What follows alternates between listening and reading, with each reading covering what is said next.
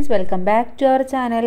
6ാം ക്ലാസ്സിലെ വാർഷിക മൂല്യനിർണ്ണയം 2023-2024 വർഷത്തെ അടിസ്ഥാന ശാസ്ത്രത്തിൻ്റെ ക്വസ്റ്റ്യൻ പേപ്പറാണ് നമ്മൾ നോക്കാൻ പോകുന്നത്. അപ്പോൾ എല്ലാ കൂട്ടുകാരും നന്നായിട്ടൊക്കെ എക്സാമൊക്കെ എഴുതിയിട്ടുണ്ടാവും. എന്തായാലും എന്തൊക്കെയാണ് ക്വസ്റ്റ്യൻസ് വന്നിട്ടുള്ളത് എന്ന് നമുക്കൊന്ന് നോക്കാം. പ്രവർത്തനം 1. ഉള്ളിത്തൊലിയുടെ കോശങ്ങൾ മൈക്രോസ്കോപ്പിലൂടെ കണ്ട ഒരു കുട്ടി വരച്ച ചിത്രം നിരീക്ഷിക്കുക. താഴെ നമുക്ക് ആ ചിത്രം തന്നിട്ടുണ്ട്. ഈ ചിത്രത്തിൽ AB എന്ന കോശഭാഗങ്ങളുടെ പേരെഴുതാനാണ് പറഞ്ഞിട്ടുള്ളത്. ഇവിടെ A എന്ന് പറയുന്നത് എന്താണ്? A എന്ന് പറയുന്നത് കോശദ്രവ്യവും B എന്ന് പറയുന്നത് മർമ്മവുമാണ്. ഓക്കെ, ഇനി ഈ കോശഭാഗങ്ങളുടെ പ്രത്യേകതകൾ എഴുതാൻ പറഞ്ഞിട്ടുണ്ട്. ഒരു പ്രത്യേകത എന്ന് പറയുന്നത് കോശ കേന്ദ്രമായിട്ട് വർത്തിക്കുന്നു. അതുപോലെ തന്നെ കോശസ്തരത്തിനകത്ത് നിറഞ്ഞു നിൽക്കുന്ന ദ്രവ പദാർത്ഥമാണ് കോശദ്രവ്യം എന്ന് പറയുന്നത്. ഓക്കെ, ഇനി മൂന്നാമത്തെ ചോദ്യം, താഴെ തന്നിരിക്കുന്നവയിൽ നിന്നും കോശ നിരീക്ഷണത്തിനായി എടുക്കേണ്ട ഉള്ളിയുടെ ഭാഗം കണ്ടെത്തി എഴുതാൻ പറഞ്ഞിട്ടുണ്ട്. ഇവിടെ തന്നിട്ടുള്ള ഓപ്ഷൻസ്: നന്നായി ഉണങ്ങിയ ഉള്ളിത്തൊലി, മാംസളമായ കട്ടിയുള്ള ഭാഗം, ഉള്ളിയുടെ തണ്ട്, മാംസളമായ ഭാഗത്തു നിന്നും നേർത്ത തൊലി. ആൻസർ എന്ന് പറയുന്നത് മാംസളമായ ഭാഗത്തു നിന്നും എടുക്കുന്ന നേർത്ത തൊലിയാണ് നമ്മൾ സാധാരണ ഉപയോഗിക്കാറുള്ളത്. പ്രവർത്തനം 2. ചുവടെ കൊടുത്തിരിക്കുന്ന ചലന സന്ദർഭങ്ങൾ ശ്രദ്ധിക്കൂ. മിക്സി പ്രവർത്തിക്കുമ്പോൾ ബ്ലേഡിൻ്റെ ചലനം, ചെണ്ട കൊട്ടുമ്പോൾ തുകലിൻ്റെ ചലനം, ലിഫ്റ്റിൻ്റെ ചലനം, ക്ലോക്കിലെ സൂചിയുടെ അഗ്രഭാഗത്തിൻ്റെ ചലനം. ഈ സന്ദർഭങ്ങളിൽ നടക്കുന്ന ചലനങ്ങൾ കണ്ടെത്തി എഴുതാനാണ് പറഞ്ഞിട്ടുള്ളത്. അതാണ് ഒന്നാമത്തെ ക്വസ്റ്റ്യൻ. രണ്ടാമത്തേത്, ഭ്രമണചലനവും വർത്തുള ചലനവും തമ്മിലുള്ള വ്യത്യാസം എന്ത്? ഭ്രമണചലനം എന്ന് പറഞ്ഞാൽ സ്വന്തം അക്ഷത്തെ അടിസ്ഥാനമാക്കിയുള്ള ചലനമാണ് ഭ്രമണചലനം എന്ന് പറയുന്നത്. വർത്തുള ചലനം എന്ന് പറഞ്ഞാൽ വൃത്താകാര പാതയിലുള്ള ചലനമാണ് വർത്തുള ചലനം എന്ന് പറയുന്നത്. അപ്പോൾ ഇവിടെ മിക്സി പ്രവർത്തിക്കുമ്പോൾ ബ്ലേഡിൻ്റെ ചലനം എന്ന് പറയുന്നത് എന്താണ്? സ്വന്തം അക്ഷത്തെ അടിസ്ഥാനമാക്കിയുള്ള ഭ്രമണ ചലനമാണ് അല്ലേ. ഇനി ചെണ്ട കൊട്ടുമ്പോൾ തുകലിൻ്റെ ചലനം, ബ്ലേഡിൻ്റെ ചലനം എന്ന് പറയുന്നത് വർത്തുള ചലനവും ചെണ്ട കൊട്ടുമ്പോൾ തുകലിൻ്റെ ചലനം എന്ന് പറയുന്നത് ഭ്രമണചലനവുമാണ്. അതുപോലെ ലിഫ്റ്റിൻ്റെ ചലനം എന്ന് പറയുന്നത് ഏതാണെന്നും ക്ലോക്കിലെ സൂചിയുടെ അഗ്രഭാഗത്തിൻ്റെ ചലനം എന്ന് പറയുന്നത് വർത്തുള ചലനമാണെന്നും നമുക്ക് മനസ്സിലാക്കാം. ഇനി വായുവിൻ്റെ ചലനം തിരിച്ചറിയുന്ന 2 സന്ദർഭങ്ങൾ എഴുതാൻ പറഞ്ഞിട്ടുണ്ട്. ഒന്ന്, ഇലകൾ കാറ്റത്താടുമ്പോൾ ഉള്ളത്, അതുപോലെ തന്നെ വിശറി കൊണ്ട് വീശുമ്പോൾ. ഇത് രണ്ടും വായുവിൻ്റെ ചലനം തിരിച്ചറിയുന്ന സന്ദർഭങ്ങളാണ്. ഇനി പ്രവർത്തനം 3 നോക്കാം. സ്കൂളിൽ നടത്തിയ മെഡിക്കൽ ക്യാമ്പിൽ ചില കുട്ടികൾ നേരിടുന്ന രോഗലക്ഷണങ്ങൾ കണ്ടെത്തിയത് ചുവടെ കൊടുത്തിരിക്കുന്നു. 1. വിളർച്ച, രണ്ടാമത്തെ കുട്ടി മങ്ങിയ പ്രകാശത്തിൽ കാഴ്ചക്കുറവ്, മൂന്നാമത്തെ കുട്ടിക്ക് വായിൽ വ്രണങ്ങളാണ്, നാലാമത്തെ ആൾക്ക് തൊണ്ടയിൽ മുഴകളാണ്. ഇനി ചുവടെ സൂചിപ്പിച്ച കുട്ടികളുടെ രോഗലക്ഷണങ്ങൾ പരിശോധിച്ച് അവർ നേരിടുന്ന അപര്യാപ്തത രോഗങ്ങളും അപര്യാപ്തമായ പോഷക ഘടകങ്ങളും അടങ്ങുന്ന പട്ടിക പൂർത്തിയാക്കണം. ഒന്നാമത്തെ കുട്ടിക്ക് അപര്യാപ്തത രോഗം എന്ന് പറയുന്നത് അനീമിയാണ്. അവിടെ പോഷകക്കുറവ് എന്ന് പറയുന്നത് ഇരുമ്പാണ്. രണ്ടാമത്തെ ആൾക്ക് മങ്ങിയ പ്രകാശത്തിൽ കാഴ്ചക്കുറവാണുള്ളത് അല്ലേ, അത് നിശാന്തതയാണ്. അവിടെ കുട്ടിക്ക് എന്താണ് വേണ്ടത്? അയൺ നൽകുകയാണ് വേണ്ടത്. അയണിൻ്റെ കുറവാണ്. മൂന്നാമത്തേത് വായിൽ വ്രണങ്ങളാണ് അഥവാ വായ്പുണ്ണാണ്. അതിന് നമ്മൾ സാധാരണ വിറ്റാമിൻ A ആണ് പോഷക ഘടകമായിട്ട് പറയാറുള്ളത്. ഇനി നാലാമത്തെ കുട്ടിയിൽ തൊണ്ടയിൽ മുഴയാണ് അഥവാ ഗോയിറ്റർ എന്ന രോഗമാണ്.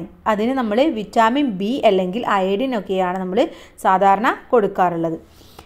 ഇനി നിശാന്തത നേരിടുന്ന കുട്ടി എന്തെല്ലാം ആഹാര സാധനങ്ങൾ ഭക്ഷണത്തിൽ ഉൾപ്പെടുത്തണം എന്ന് ചോദിച്ചിട്ടുണ്ട്. ഇലവർഗ്ഗങ്ങൾ, പാലുൽപ്പന്നങ്ങൾ, ക്യാരറ്റ് എന്നിവ അഥവാ വിറ്റാമിൻ A അടങ്ങിയ ഭക്ഷണങ്ങൾ കൂടുതലായിട്ട് ഉൾപ്പെടുത്തുകയാണ് വേണ്ടത്. പ്രവർത്തനം 4. ചുവടെ കൊടുത്തിരിക്കുന്ന വസ്തുക്കൾ ശ്രദ്ധിക്കൂ. സേഫ്റ്റി പിന്നി, ബ്ലേഡ്, അലുമിനിയം കമ്പി, ഇരുമ്പാണി, സൂചി, തീപ്പെട്ടിക്കൊള്ളി, പ്ലാസ്റ്റിക് സ്പൂൺ. ഈ വസ്തുക്കളിൽ കാന്തമാക്കി മാറ്റാൻ കഴിയുന്നവ കണ്ടെത്തി എഴുതാൻ പറഞ്ഞിട്ടുണ്ട്. ഏതൊക്കെയാണ്? 1. സേഫ്റ്റി പിന്ന്, അതുപോലെ തന്നെ ബ്ലേഡ്, ഇരുമ്പാണി, സൂചി എന്നിവയാണ് കാന്തമാക്കി മാറ്റാൻ പറ്റുന്ന സാധനങ്ങൾ. ഇവയിൽ ഏതെങ്കിലും ഒന്നിനെ കാന്തമാക്കി മാറ്റാൻ ചെയ്യുന്ന പ്രവർത്തനത്തെ എഴുതാനാണ് പറഞ്ഞിട്ടുള്ളത്. കാന്തിക വസ്തുക്കളെ കാന്തമാക്കി മാറ്റാൻ ഒരു കാന്തത്തിൻ്റെ ധ്രുവഭാഗം ഉപയോഗിച്ച് വസ്തുവിൻ്റെ ഒരറ്റത്ത് നിന്നും മറ്റേ അറ്റം വരെ അമർത്തി 15-20 തവണ ഉരസനം എന്നാണ് ഉരസനം. അപ്പോൾ നമുക്ക് ആ വസ്തുവിനെ കാന്തമാക്കി മാറ്റാൻ കഴിയും. ഇനി താഴെ കൊടുത്തിട്ടുള്ളവയിൽ മിനി മോട്ടോറിൽ ഉപയോഗിക്കുന്ന കാന്തം ഏതാണ്? ബാർ കാന്തം, യു കാന്തം, ഡിസ്ക് കാന്തം, ആർക്ക് കാന്തം. ഏതാണ്? മിനി മോട്ടോറിൽ ഉപയോഗിക്കുന്നത് ആർക്ക് കാന്തമാണ്. ഇനി പ്രവർത്തനം 5. ഒരു ബാർ കാന്തത്തിൽ ഇരുമ്പ് പൊടി പറ്റിപ്പിടിച്ചിരിക്കുന്ന ചിത്രീകരണം ശ്രദ്ധിക്കൂ. ഇവിടെ ചിത്രം 1, ചിത്രം 2, ചിത്രം 3 ചിത്രങ്ങളാണ് തന്നിട്ടുള്ളത്. ഇതിലെ ഒന്നാമത്തെ ചോദ്യം മുകളിൽ കൊടുത്തിരിക്കുന്നവയിൽ ശരിയായ ചിത്രീകരണം ഏത്? കാരണം വിശദമാക്കാൻ പറഞ്ഞിട്ടുണ്ട്. ശരിയായത് ചിത്രം 1 കാരണം കാന്തത്തിൻ്റെ ധ്രുവങ്ങളിൽ കാന്തികത കൂടുതലാണെന്ന്, അതുകൊണ്ടാണ് 2 ധ്രുവങ്ങളിലും ഇത്രയധികം ഇരുമ്പ് പൊടി പറ്റിപ്പിടിച്ചിരിക്കുന്നത്. ഇനി കാന്തങ്ങൾ തെക്കു വടക്കു ദിശയിൽ നിൽക്കുന്നത് പ്രയോജനപ്പെടുത്തുന്ന 2 സന്ദർഭങ്ങൾ എഴുതണം. ഒന്ന് കടലിൻ്റെ ദിശ കണ്ടെത്തുവാൻ, അതുപോലെ തന്നെ കാട്ടിൽ അകപ്പെട്ടവർക്ക് ദിശ മനസ്സിലാക്കുവാനും നമുക്ക് ഈ ഒരു തെക്കു വടക്കു ദിശയിൽ നിൽക്കുമ്പോൾ മനസ്സിലാക്കാൻ സാധിക്കും. പ്രവർത്തനം 6 ചില ലായനികളും അവയിൽ ഉൾപ്പെട്ട വസ്തുക്കളും പട്ടികപ്പെടുത്തിയിരിക്കുന്നത് ശ്രദ്ധിക്കൂ. ലായനി 1 സോഡ. ഉൾപ്പെട്ട വസ്തുക്കൾ എന്ന് പറയുന്നത് ഏതൊക്കെയാണ്? ഇവിടെ ജലം എന്ന് തന്നിട്ടുണ്ട്, കൂടാതെ കാർബൺ ഡൈ ഓക്സൈഡ്. ഇനി അസറ്റിക് ആസിഡ് ജലം, അതേതാണ്? വിനാഗിരിയാണ്. വിനാഗിരി ലായനിയിലാണ് അസറ്റിക് ആസിഡും ജലവും ഉണ്ടാവുന്നത്. അന്തരീക്ഷ വായു ഓക്സിജന്, പിന്നെ 2 കൂടെ എഴുതണം. എന്തൊക്കെയാണ്? ഓക്സിജന്, നൈട്രജന്, അതുപോലെ തന്നെ കാർബൺ ഡൈ ഓക്സൈഡ്. ഇനി ബ്രാസിൽ എന്തൊക്കെയാണ്? കോപ്പർ തന്നിട്ടുണ്ട്, കൂടാതെ സിങ്കും ഉണ്ടായിരിക്കും. Zinc, copper. ഇനി ഇതിലെ ബി ചോദ്യം പട്ടികയിലെ ഓരോ ലായനിയിലെയും ലീനം, ലായകം എന്നിവ കണ്ടെത്തി എഴുതാൻ പറഞ്ഞിട്ടുണ്ട്. ലീനം ഏതാണ്, ലായകം ഏതാണെന്ന് എഴുതണം. ഇപ്പോൾ സോഡാ ജലത്തിൽ ലീനം എന്ന് പറയുന്നത് കാർബൺ ഡൈ ഓക്സൈഡ് ആണ്, ലായകം എന്ന് പറയുന്നത് ജലമാണ്. അതുപോലെ തന്നെ അന്തരീക്ഷ വായുവിൽ നൈട്രജൻ എന്ന് പറയുന്നത് ലായകവും മറ്റുള്ളവ ലീനവുമാണ്. ഇനി പ്രവർത്തനം 7 ചുവടെ കൊടുത്തിരിക്കുന്ന വസ്തുക്കളെ ഏകാത്മക മിശ്രിതം, ഭിന്നാത്മക മിശ്രിതം എന്നിവ തരംതിരിച്ച് എഴുതാനാണ് പറഞ്ഞിട്ടുള്ളത്. അപ്പോൾ ഇവിടെ ഏകാത്മക മിശ്രിതം ഏതാണെന്ന് നമുക്ക് ആദ്യം നോക്കാം. ആൽക്കഹോള്, നേർപ്പിച്ച ആസിഡുകൾ, അതുപോലെ തന്നെ പഞ്ചസാര ലായനി, അന്തരീക്ഷ വായു ഇവയൊക്കെയാണ് ഏകാത്മക മിശ്രിതം എന്ന് പറയുന്നത്. സംഭാരം, നാരങ്ങ വെള്ളം, കറികൾ, കഞ്ഞി ഇവയൊക്കെ ഭിന്നാത്മക മിശ്രിതമാണ്. ഇനി ഏകാത്മക മിശ്രിതവും ഭിന്നാത്മക മിശ്രിതവും തിരിച്ചറിയാനുള്ള ഒരു മാർഗം എഴുതാൻ പറഞ്ഞിട്ടുണ്ട്. ഇപ്പോൾ ഭിന്നാത്മക മിശ്രിതത്തിലാണെങ്കിൽ പദാർത്ഥങ്ങൾ എല്ലാ ഭാഗത്തും ഒരേ അളവിലല്ല കാണപ്പെടുന്നത്. ഓക്കെ, അതാണ് ഒരു മാർഗം എന്ന് പറയുന്നത്. ഇനി അടങ്ങിയിരിക്കുന്ന പദാർത്ഥത്തിൻ്റെ അടിസ്ഥാനത്തിൽ ചുവടെ കൊടുത്തിരിക്കുന്നവയിൽ കൂട്ടത്തിൽ പെടാത്തത് ഏതാണ്? ഇവിടെ തന്നിട്ടുള്ളത് ഏതൊക്കെയാണ്? ചെമ്പ്, സൾഫർ, ബ്രാസ്, വെള്ളി. ഇതിലെ ബ്രാസ് ആണ് കൂട്ടത്തിൽ പെടാത്തത്. പ്രവർത്തനം 8 ചെറിയ പന്ത്, പൗഡർ ടിന്നുകൾ, അടപ്പുകൾ, വിജാഗിരി, വലിയ ഐസ്ക്രീം ബോൾ, ചെറിയ വടി, വലിയ വടി, പന്ത്. ഗോളരസന്ധിയുടെ മാതൃക നിർമ്മിക്കാൻ മുകളിൽ കൊടുത്തിരിക്കുന്നവയിൽ ഏതെല്ലാം വസ്തുക്കൾ ഉപയോഗിക്കാം എന്നാണ് ചോദിച്ചിട്ടുള്ളത്. ഇവിടെ ഐസ്ക്രീം ബോൾ, അതുപോലെ തന്നെ ഐസ്ക്രീം ബോൾ, ചെറിയ പന്ത്, ചെറിയ വടി ഇവയൊക്കെയാണ് നമ്മൾ ഈ ഒരു ഗോളരസന്ധിയുടെ മാതൃക ഉണ്ടാക്കാൻ വേണ്ടി ഉപയോഗിക്കുന്നത്. ഐസ്ക്രീം ബോൾ, ചെറിയ പന്ത്, ചെറിയ വടി. ഓക്കെ. ഇനി ബി ചോദ്യം ശരീരത്തിൽ അസ്ഥിസന്ധികൾ ഇല്ലാതിരുന്നാൽ എന്തെല്ലാം പ്രയാസങ്ങൾ അനുഭവപ്പെടും? അസ്ഥിസന്ധികൾ ഇല്ലാതിരുന്നു കഴിഞ്ഞാൽ ചലനത്തിനും പ്രവൃത്തികൾ ചെയ്യുവാനും പ്രയാസം അനുഭവപ്പെടും. ഇനി ഗോളരസന്ധി കാണപ്പെടുന്ന ശരീരഭാഗങ്ങൾ ഏതെല്ലാം? ഇത്തരം സന്ധികളുടെ പ്രത്യേകത എഴുതാനാണ് പറഞ്ഞിട്ടുള്ളത്. ഗോളരസന്ധികൾ കാണുന്നത് തോളല്ല്, ഇടുപ്പല്ല് എന്നീ ഭാഗങ്ങളിലാണ്. ഇവിടെയാണ് ഏറ്റവും കൂടുതൽ ചലന സ്വാതന്ത്ര്യമുള്ള സന്ധികൾ എന്ന് പറയുന്നത് ഇതാണ്. പ്രവർത്തനം 9 നോക്കാം. മുകളിൽ കൊടുത്തിരിക്കുന്ന അസ്ഥിക്കൂടം ഏത് ജീവിയുടേതാണെന്ന് തിരിച്ചറിയണം.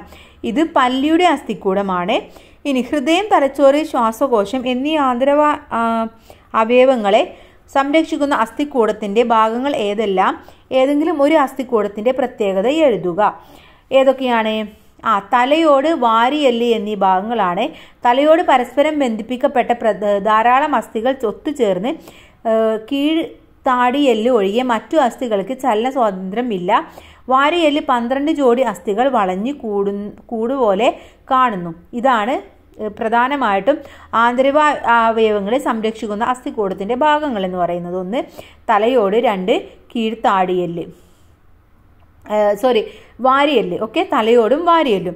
ഇനി മനുഷ്യ ശരീരത്തിലെ ഏറ്റവും വലിയ അസ്ഥി ഏതാണ്? തുടയെല്ലാണ് ഏറ്റവും വലിയ അസ്ഥി എന്ന് പറയുന്നത്. പ്രവർത്തനം 9 സൂര്യാസ്തമയത്തിനും അല്പസമയത്തിനു ശേഷം കണ്ട ചന്ദ്രനെ ഒരു കുട്ടി വരച്ച ചിത്രം ശ്രദ്ധിക്കൂ. ഇതിൻ്റെ അടിസ്ഥാനത്തിൽ കുട്ടി രേഖപ്പെടുത്തിയ ശരിയായ ഊഹം കണ്ടെത്തി എഴുതാനാണ് പറഞ്ഞിട്ടുള്ളത്. ഇതിലെ ശരിയായ ഊഹം എന്ന് പറയുന്നത് ഏതാണെന്നാണ് നമ്മൾ കണ്ടെത്തേണ്ടത്. അത് വരുന്ന ദിവസങ്ങളിൽ വൃദ്ധിയായിരിക്കും നിരീക്ഷിക്കാനാവുക എന്നുള്ളതാണ് ശരിയായ സ്റ്റേറ്റ്മെൻറ്റ്. ഇതിലെ ബി ചോദ്യം ചിത്രീകരണം ശ്രദ്ധിക്കൂ. ഇവിടെ ചിത്രം തന്നിട്ടുണ്ട്. 3 വ്യത്യസ്ത ദിവസങ്ങളിൽ കാണപ്പെടുന്ന ചന്ദ്രന്റെ സ്ഥാനങ്ങളാണ് മുകളിൽ ചിത്രീകരിച്ചിരിക്കുന്നത്. ചന്ദ്രൻ ഓരോ ദിവസവും വ്യത്യസ്ത സ്ഥാനങ്ങളിൽ കാണപ്പെടുന്നതിന്റെ കാരണം വിശദമാക്കാനാണ് പറഞ്ഞിട്ടുള്ളത്. കാരണം എന്ന് പറയുന്നത് ചന്ദ്രന്റെ പരിക്രമണം തന്നെയാണ് കാരണം. അതുകൊണ്ടാണ് ചന്ദ്രൻ ഓരോ ദിവസവും വ്യത്യസ്ത ഭാഗങ്ങളിൽ കാണുന്നത്. ഇനി ഭൂമിയിൽ നിന്ന് നോക്കുന്ന ആളിന് എല്ലായ്പ്പോഴും ചന്ദ്രന്റെ ഒരു വശം മാത്രമേ കാണാൻ കഴിയുകയുള്ളൂ. എന്തുകൊണ്ടാണ്? ചന്ദ്രൻ 27.4 ദിവസം എടുത്താണ് ഭൂമിയെ ഒരു തവണ പരിക്രമണം ചെയ്യുന്നത്. അതേസമയം എടുത്താണ് ഒരു തവണ ഭ്രമണവും പൂർത്തിയാക്കുന്നത്. അതുകൊണ്ടാണ് ചന്ദ്രന്റെ ഒരു മുഖം മാത്രം നമുക്ക് ഭൂമിയിൽ നിന്ന് കാണാൻ സാധിക്കുന്നത്. ഇത്രയുമാണ് ക്വസ്റ്റ്യൻ പേപ്പർ എന്ന് പറയുന്നത്. വളരെ സിമ്പിൾ ആയിരുന്നു. എല്ലാ കൂട്ടുകാർക്കും നല്ല മാർക്ക് തന്നെ സ്കോർ ചെയ്യാൻ കഴിഞ്ഞിട്ടുണ്ടാകുമെന്ന് വിചാരിക്കുന്നു. Thanks for watching.